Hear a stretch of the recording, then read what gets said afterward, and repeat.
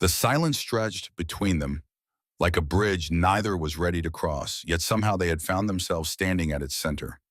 Raymond Garcia sat on one end of the worn leather couch, his fingers nervously tracing patterns on his jeans while Brandon Martinez remained curled at the other end, watching him with eyes that held 2 years and 4 months worth of carefully hidden longing. The late evening light filtered through the apartment windows, casting everything in golden hues that made this moment feel suspended in time, fragile and precious and terrifying all at once. "I don't want to be alone tonight," Raymond had said 20 minutes earlier, his voice barely above a whisper, and those 7 words had shifted something fundamental in the space between them. Brandon's heart had performed that familiar painful twist, the one he knew so well it felt like an old friend, even as he nodded and moved aside to make room on the couch. Because that's what best friends did, wasn't it? They showed up when you needed them, even when showing up meant sitting in excruciating proximity to the person who unknowingly held your heart in their hands. Now they sat in that quiet space, neither speaking, both acutely aware of the electricity crackling in the air between them. Raymond's eyes kept drifting to Brandon's face, lingering on his lips for moments that felt both endless and far too brief. Brandon could feel the weight of that gaze like a physical touch, could feel his own carefully constructed walls beginning to crumble under the intensity of whatever was happening between them. Before we see how this ends, tell us where you're watching from and hype this video in the comments. This story is about to take you on an emotional journey you won't forget. But to understand how they had arrived at this moment, how two best friends had found themselves balanced on the precipice of something that could either destroy their friendship or transform it into something beautiful and terrifying, we need to go back. We need to go back to the beginning, to the moment when Brandon Martinez first realized that what he felt for Raymond Garcia was so much more than friendship, so much deeper and more complicated than anything he had ever experienced before. It had started, as these things often do, with something small and seemingly insignificant. 3 months earlier, Brandon had been sitting at his kitchen table, laptop open, trying to focus on work while Raymond paced around his living room, gesticulating wildly as he complained about his latest girlfriend troubles. This had become their routine over the past year, since Raymond's last serious relationship had ended. Raymond would come over, usually with takeout and a bottle of wine, and would spend hours dissecting whatever romantic disaster was currently occupying his thoughts. "I just don't understand what's wrong with me," Raymond had said that particular evening, running his hands through his dark hair in frustration. "Michelle Powell is perfect on paper. She's beautiful, she's smart, she's successful. We have great conversations. The physical chemistry is there, but something is missing. Something fundamental." Brandon had looked up from his laptop, watching the way the kitchen light caught the planes of Raymond's face, the way his eyes held that familiar expression of confusion and longing that seemed to appear whenever he talked about his relationships. "But if three," Brandon had offered, his voice carefully neutral, even as something twisted painfully in his chest. "Down." Raymond had continued, moving closer to where Brandon sat. Quote sextum. The question had hung in the air between them, loaded with meaning that Brandon couldn't quite decipher. He had nodded, not trusting his voice to remain steady, because he did know what Raymond meant. He knew exactly what it felt like to play a role, to smile and offer relationship advice, and pretend that his heart didn't shatter a little more each time Raymond described the connection he was searching for with someone else. That night after Raymond had gone home, Brandon had sat alone in his apartment and finally acknowledged the truth he had been avoiding for months. He was in love with his best friend, completely, devastatingly, hopelessly in love with Raymond Garcia, who was straight and who saw him as nothing more than a supportive friend and confidant. The weeks that followed that realization had been a special kind of torture. Brandon had tried to create some distance to protect both his heart and their friendship, but Raymond had seemed to sense the shift and had responded by drawing closer. He started showing up more frequently, staying later, initiating physical contact that felt charged with something Brandon couldn't name. A hand on his shoulder that lingered a beat too long, fingers brushing when they reached for the same thing, hugs that felt like coming home and leaving at the same time. "You've been weird lately," Raymond had said one evening about 6 weeks ago, cornering Brandon in his own kitchen while they cleaned up after dinner. "Distant, like you're hiding something from me." Brandon had focused intently on loading the dishwasher, not trusting himself to meet Raymond's eyes. Shinmatron. But Raymond had stepped closer, close enough that Brandon could smell his cologne, could feel the warmth radiating from his skin. Quote Danto, Raymond had said softly. Quote Bayan, Platon. The irony had been almost unbearable. The one thing bothering Brandon was the one thing he could never ever discuss with Raymond. So he had manufactured a smile and changed the subject, and had spent the rest of the evening hyper-aware of every glance, every casual touch, every moment when Raymond's attention focused on him with an intensity that felt like being seen and studied and cherished all at once. It was around that time that Raymond's complaints about his dating life had taken on a different tone. Instead of focusing on specific women or specific relationship problems, he had started asking broader questions about love and connection and what it meant to truly know someone. Quote 12, he had asked one night, apropos of nothing, while they sat on Brandon's balcony sharing a bottle of wine and watching the city lights twinkle in the distance. Brandon's heart had nearly stopped. The question had felt like a loaded gun pointed directly at Brandon's chest. He had taken a careful sip of wine, buying himself time to formulate an answer that wouldn't give away everything he was trying so hard to hide. Quote 15, Raymond had been quiet for a long moment, his gaze fixed on something in the distance. Quote 16, he had said finally. Quote 17, that conversation had haunted Brandon for weeks. He had replayed it over and over, analyzing every word, every pause, every inflection in Raymond's voice. Was Raymond talking about someone specific? Was he questioning his own feelings about someone? The possibility that Raymond might be struggling with his own hidden emotions had been both thrilling and terrifying, because Brandon couldn't allow himself to hope that those feelings might be directed at him. The shift had become more pronounced after that. Raymond had started asking questions that felt too pointed to be casual, too specific to be hypothetical. Questions about sexuality and attraction and the difference between emotional and physical connection. He had started talking about feeling like he was missing something fundamental in his relationships, like he was looking for the wrong things or in the wrong places. Raymond had asked one evening about 3 weeks ago, his voice carefully casual as they sat on Brandon's couch watching a movie neither of them was really paying attention to. What would be like? Brandon had asked, though something in Raymond's tone had made his pulse quicken. The question had hit Brandon like a physical blow. He had forced himself to keep his expression neutral, to treat this like any other casual conversation between friends, even as his mind raced with possibilities and implications. Jetta Charter 20 woman, he had said carefully, "Cool down." Raymond had turned to look at him then, his eyes searching Brandon's face with an intensity that had made Brandon's breath catch. Quote 23. The honest answer was yes, absolutely, completely surprised by the depth and intensity of his feelings for Raymond. But Brandon couldn't say that, so instead he had offered a non-committal response about being open to possibilities and had tried to steer the conversation back to safer ground. But Raymond hadn't let it go. Over the following weeks, he had continued to probe and question and explore these themes in their conversations. He had talked about feeling disconnected from his own desires, about going through the motions in his relationships without ever feeling truly seen or understood. He had talked about wondering what it would feel like to be with someone who really knew him, someone who understood him on a fundamental level.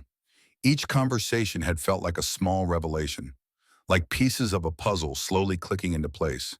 Brandon had found himself caught between hope and terror, unable to tell if Raymond was genuinely questioning his sexuality or if these conversations were just abstract philosophical discussions between friends.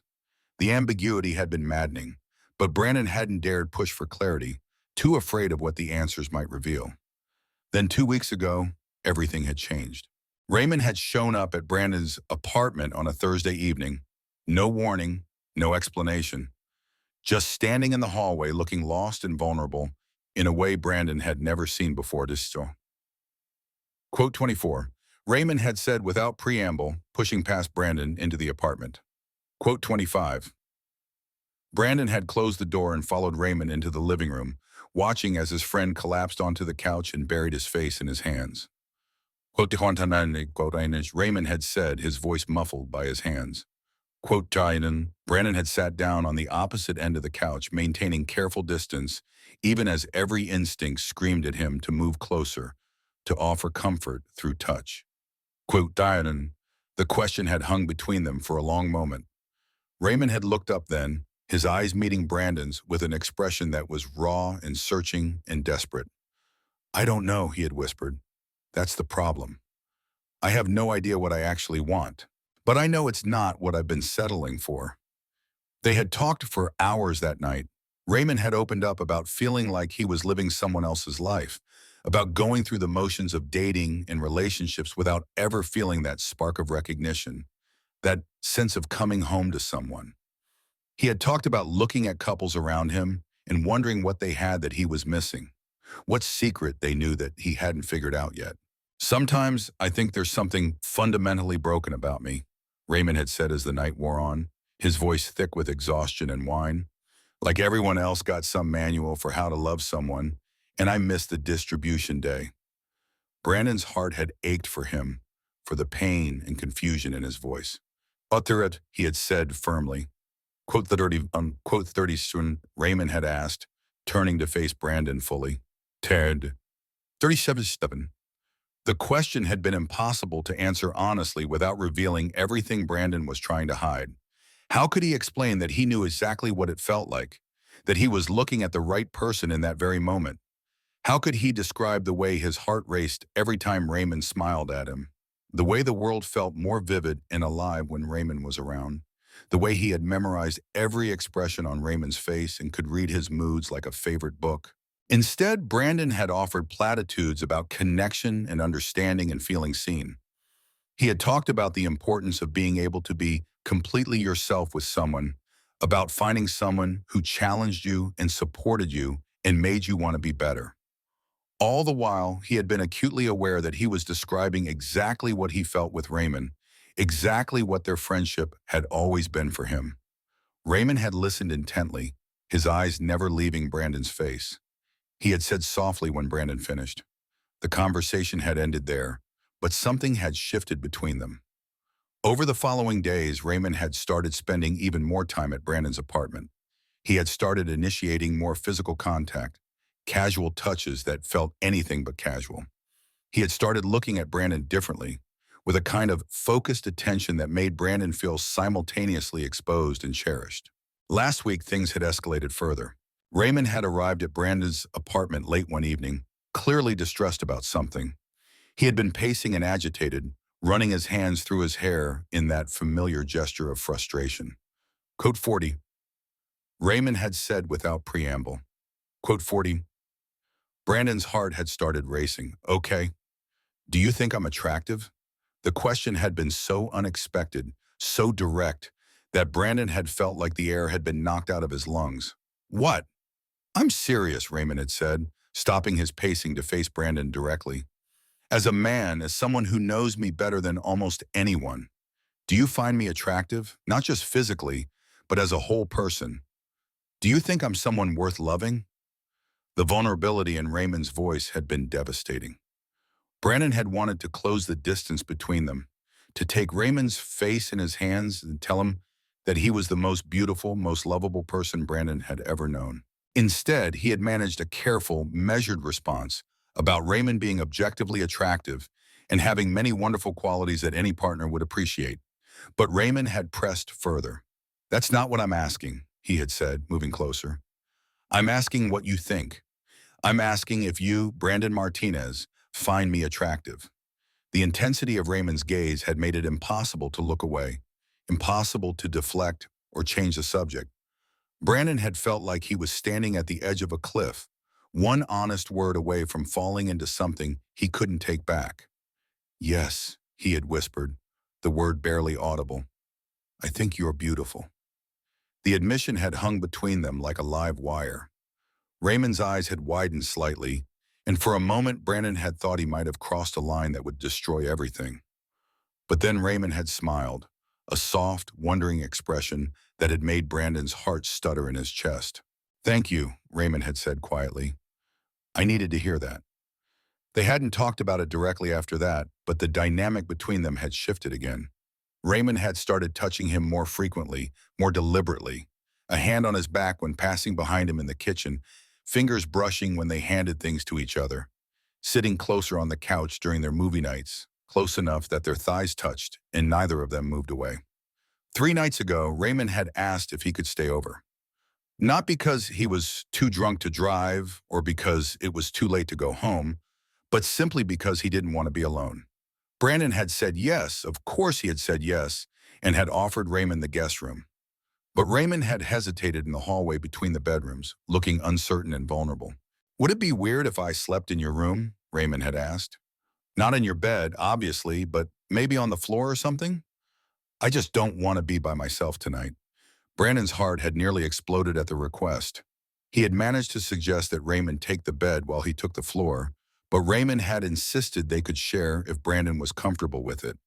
They had ended up lying on opposite sides of Brandon's queen bed, careful not to touch, both staring at the ceiling in the darkness. "Brandon?" Raymond had whispered into the quiet. "Yeah? Do you ever feel like you're living the wrong life, like you're playing a character instead of being yourself?" The question had felt loaded with meaning, heavy with implications that Brandon didn't dare examine too closely. Quote 58. He had admitted, quote, Raymond had said, quote 61, it had made perfect sense. It had made too much sense because Brandon felt exactly the same way. Being with Raymond felt like coming home to himself, like being seen and understood and accepted completely. But admitting that would have been too dangerous, too revealing. Quote 61. Brandon had said instead, his voice carefully neutral. They had fallen asleep like that, on opposite sides of the bed, but Brandon had woken up in the morning to find Raymond curled against his side, one arm thrown across Brandon's chest, their legs tangled together.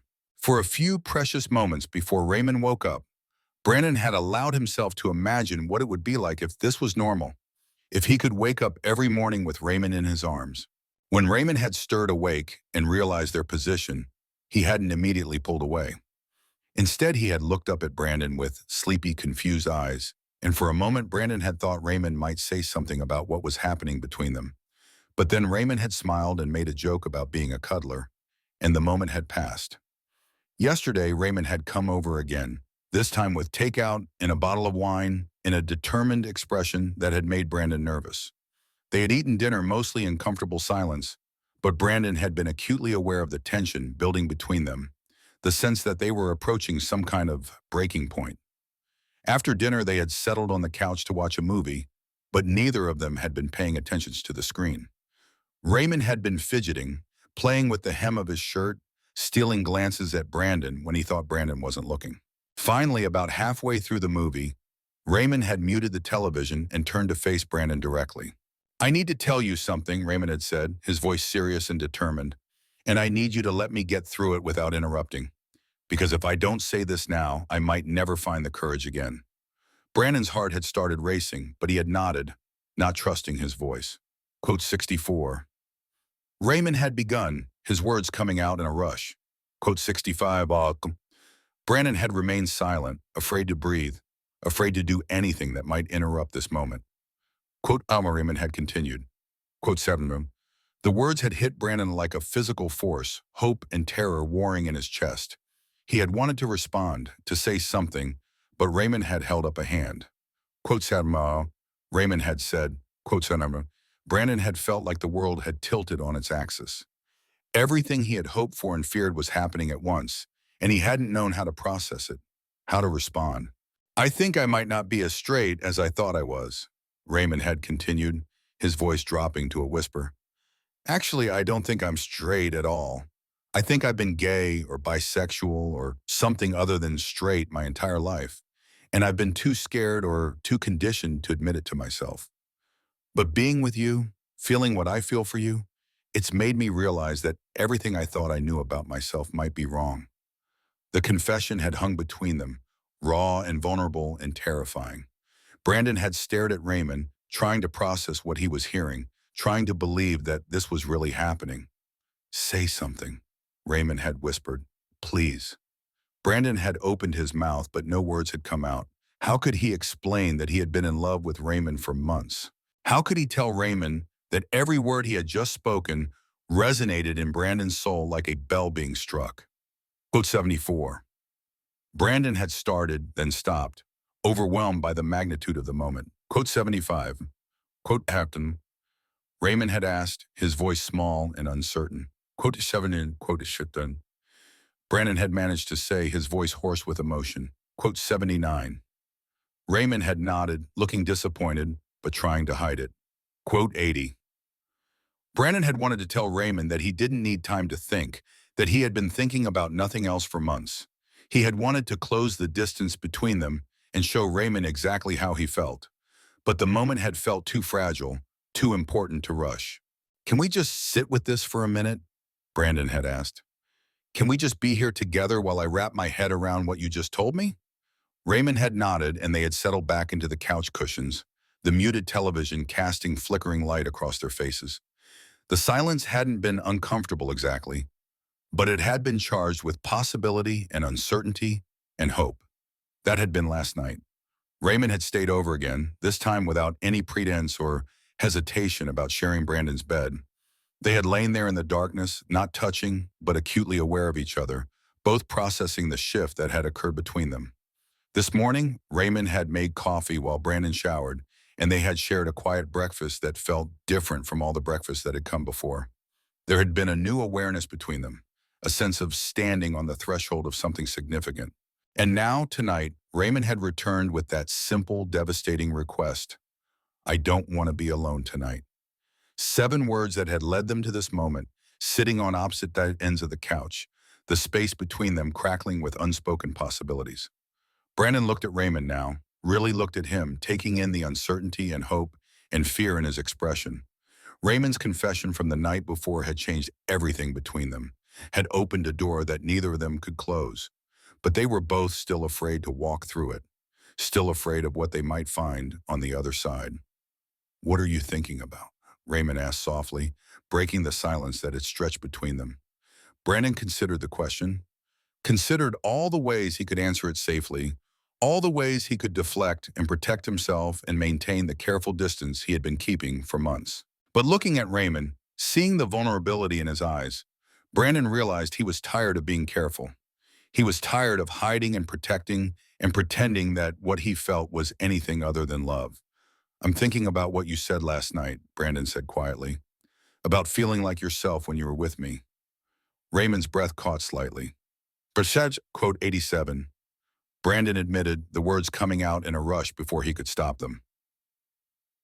Quote 88, the confession hung between them, and Brandon watched as Raymond's eyes widened with something that looked like hope and relief and wonder all at once.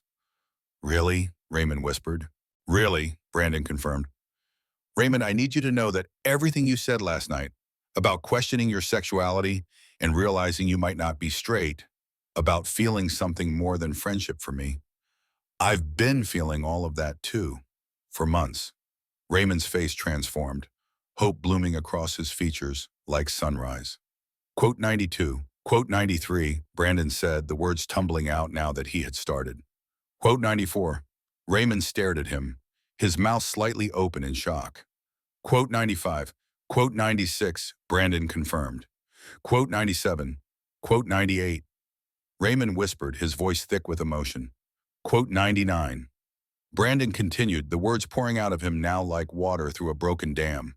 Quote 100, and Raymond was quiet for a long moment, processing what Brandon had just told him. Then slowly he began to smile, a soft, wondering expression that made Brandon's heart stutter in his chest. 2 years and 4 months, Raymond repeated, shaking his head in amazement. All this time, I've been looking for something that was right in front of me. What do you mean? Brandon asked, though his heart was racing with hope. I mean that every relationship I've had, every woman I've dated, I've been comparing them to you, Raymond said, his voice growing stronger and more certain. I've been measuring every connection against what I have with you, and they all came up short. I thought it was because you were my best friend, because we had history and understanding that new relationships couldn't compete with. But it wasn't that at all, was it? Brandon shook his head, not trusting his voice. It was because I was in love with you, Raymond continued, his eyes never leaving Brandon's face. Quote 107. The words hit Brandon like a physical force, and he felt tears prick at the corners of his eyes. Quote one night that quote when Raymond said the words coming out clear and strong and certain. Quote at Tarrington, Brandon felt like he couldn't breathe, like the world had shifted fundamentally around him. You love me? I love you, Raymond confirmed, and then he was moving, sliding across the couch to close the distance between them. I love the way you listen when I talk, really listen, like every word I say matters. I love the way you make me feel safe and understood and accepted. I love your laugh and your smile and the way you get that little crease between your eyebrows when you're concentrating. I love how patient you are, how kind you are, how you've been there for me through everything without ever asking for anything in return. Brandon reached out tentatively, his fingers brushing against Raymond's cheek. Raymond leaned into the touch, his eyes fluttering closed for a moment. Brandon whispered, quote, 150. They were close now, close enough that Brandon could see the flecks of gold in Raymond's brown eyes, could feel the warmth of his breath against his skin. The space between them felt electric, charged with months of suppressed longing and newly acknowledged love. Can I kiss you? Raymond asked softly, his voice barely above a whisper. Brandon's heart stopped, then started again at double speed. He breathed. Raymond's hand came up to cup Brandon's face, his thumb brushing across Brandon's cheekbone with infinite tenderness. Then he leaned in slowly, giving Brandon time to change his mind, time to pull away. But Brandon didn't want to pull away. He had been waiting for this moment for 2 years and 4 months, had dreamed about it and longed for it, and convinced himself it would never happen. When their lips finally met, it was soft and tentative at first, a question being asked and answered. But then Brandon responded, his own hand coming up to tangle in Raymond's hair. And the kiss deepened, became more certain and urgent and desperate. It felt like coming home and setting off on an adventure at the same time, familiar and thrilling and absolutely right. They broke apart eventually, both breathing hard, foreheads resting together as they tried to process what had just happened. Wow, Raymond whispered, his voice full of wonder. Yeah, Brandon agreed, unable to form more coherent words. That felt, Raymond started, then trailed off, searching for the right words. Right, Brandon finished for him. It felt right. It felt like everything I've been looking for, Raymond said, his eyes searching Brandon's face. Quote Brandon, they kissed again, longer this time, deeper, with less hesitation and more certainty. Brandon felt like he was drowning in the best possible way, overwhelmed by the reality of having Raymond in his arms, of being able to touch him and kiss him and love him openly. When they broke apart again, Raymond rested his head against Brandon's shoulder, and Brandon wrapped his arms around him, holding him close. I'm scared, Raymond admitted quietly. Me too, Brandon said, pressing a kiss to the top of Raymond's head.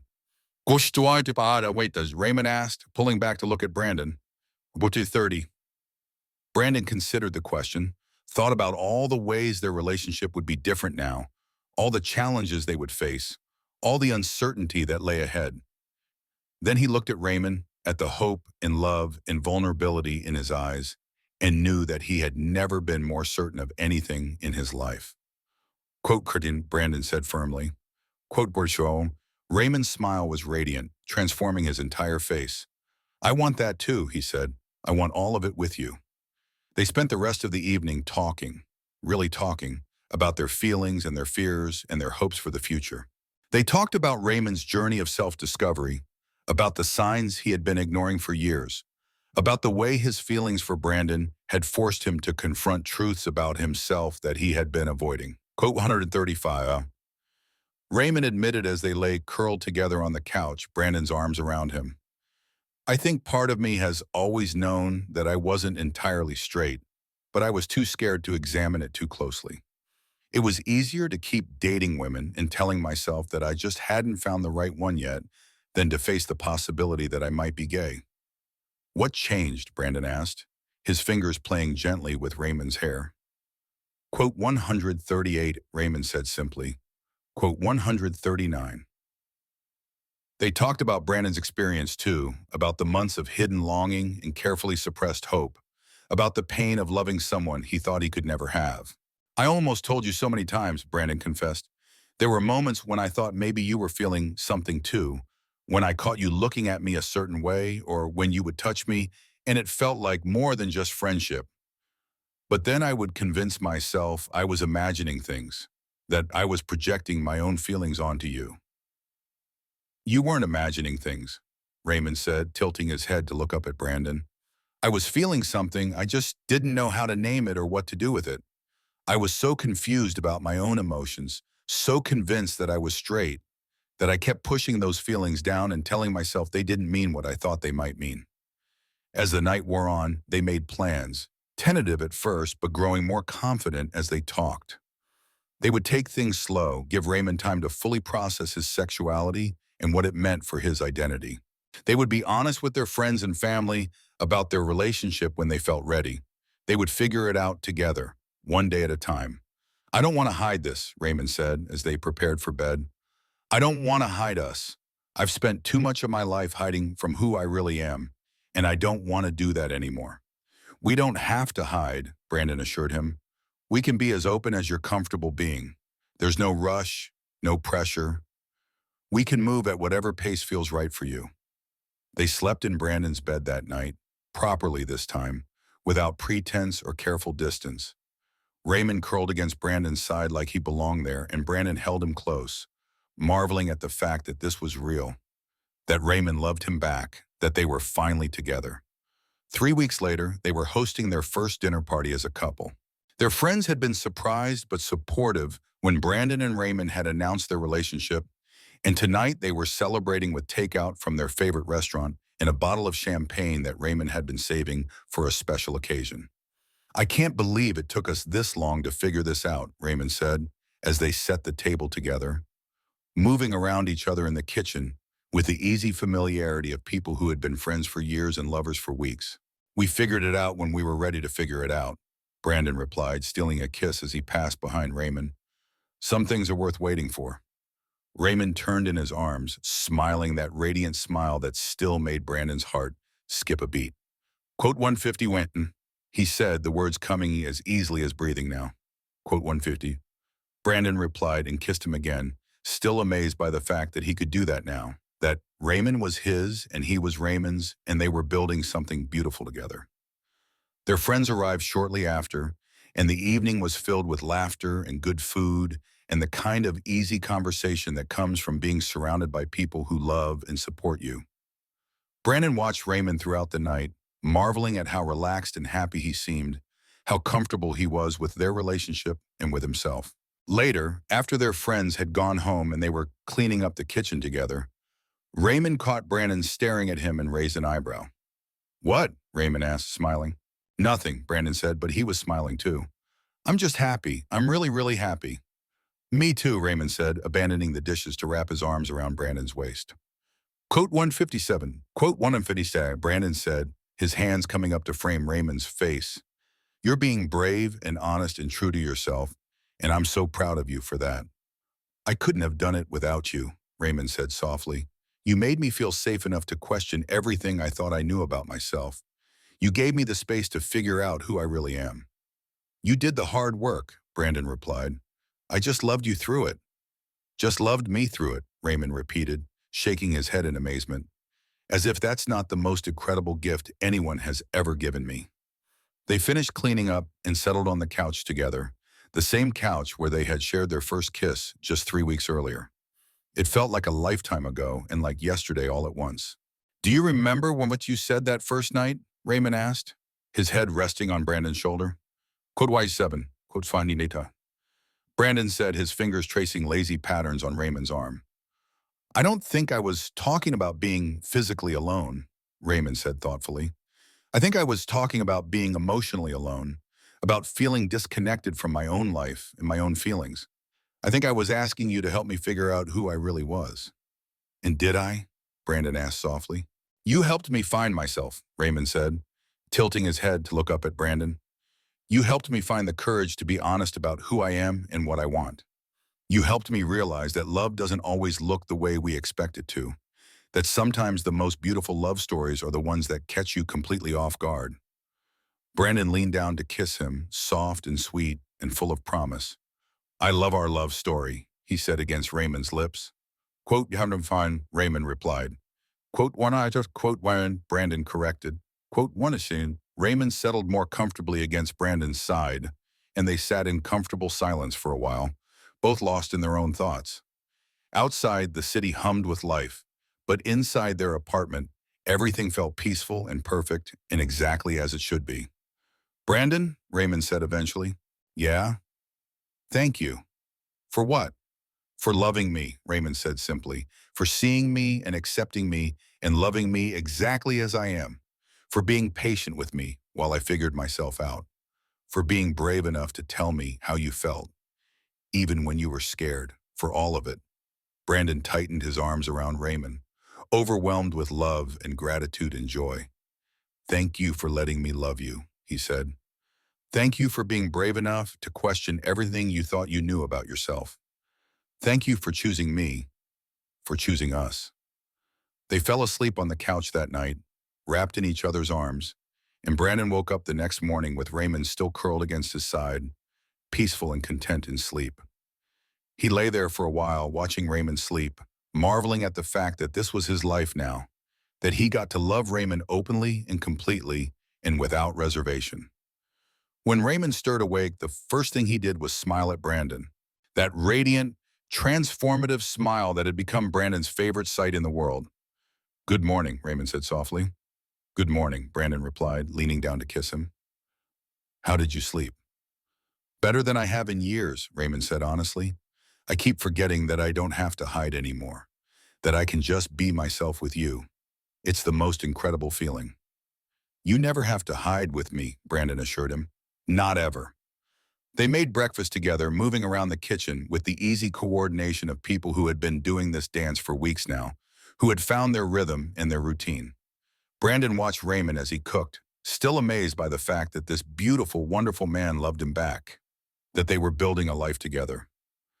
What are you thinking about? Raymond asked, catching Brandon staring again. Just this, Brandon said, gesturing between them. Us.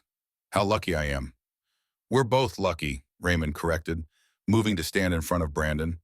We found each other, even if it took us a while to figure out what we had found. Do you ever regret it? Brandon asked quietly. The time it took us to get here, all those months of confusion and uncertainty? Raymond considered the question seriously, his hands coming up to rest on Brandon's chest. Quote 2-1, he said finally. Quote 2.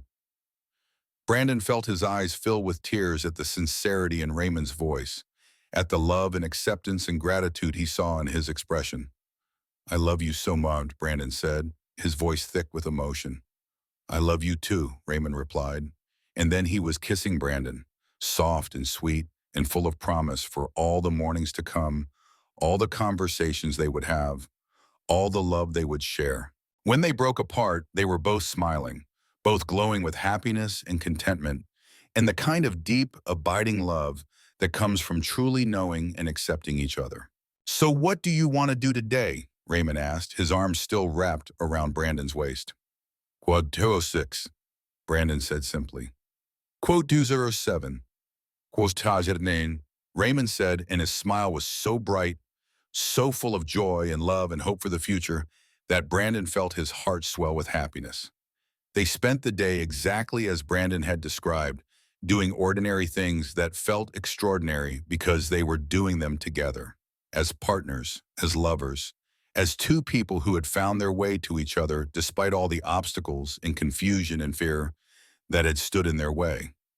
As evening approached and they settled on their couch together, the same couch where their love story had truly begun, Brandon reflected on the journey that had brought them here. It hadn't been easy, hadn't been simple or straightforward or without pain. But it had been worth it, every moment of uncertainty and longing and fear, because it had led them to this. Quote, 209, Raymond said, noticing Brandon's contemplative mood. Just thinking about how we got here, Brandon said, his fingers intertwined with Raymond's. Raymond said thoughtfully, quote 213, quote 242. Brandon agreed, quote 2 I quote Dawn Sisson, Raymond said, quote 12. They sat in comfortable silence for a while, both lost in memories of that pivotal night and all the nights that had followed, all the conversations and revelations and moments of connection that had led them to where they were now, Brandon said eventually. Quote to Ihan, quote to Twanan. Raymond turned to look at him, his eyes soft with love and gratitude. Quote to Sean, he said, quote to Tom, quote to Aisha. Brandon promised, bringing Raymond's hand to his lips to press a gentle kiss to his knuckles. You'll always have me. And you'll always have me, Raymond replied. And then he was kissing Brandon again, and Brandon was kissing him back. And they were both exactly where they belonged, exactly where they had always been meant to be. Outside, the world continued to turn, but inside their apartment, time felt suspended, precious, and perfect, and infinite. They had found their way to each other through confusion and fear and doubt, had built something beautiful and strong and lasting from the foundation of their friendship and the courage of their love. And as they held each other close, as they whispered words of love and promise and hope for the future, they both knew that this was just the beginning of their story together, that they had a lifetime of ordinary, extraordinary days ahead of them, a lifetime of loving each other and being loved in return. Sometimes the most beautiful love stories are the ones that catch you completely off guard, the ones that grow slowly from friendship and trust and deep, abiding connection. Sometimes the person you're meant to love has been right in front of you all along, waiting for you to find the courage to see them, to really see them, to open your heart to the possibility of something more. And sometimes when you're brave enough to say you don't want to be alone, when you're willing to sit in the quiet spaces between words and let love grow in the silence, you discover that you were never really alone at all.